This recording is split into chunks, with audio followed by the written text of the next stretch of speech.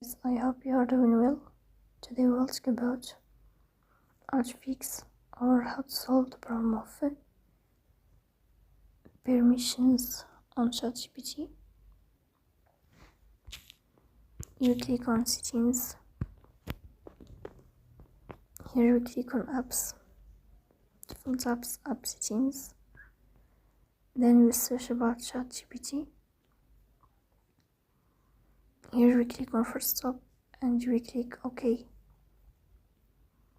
Then we click on storage. After that we click on clear cache.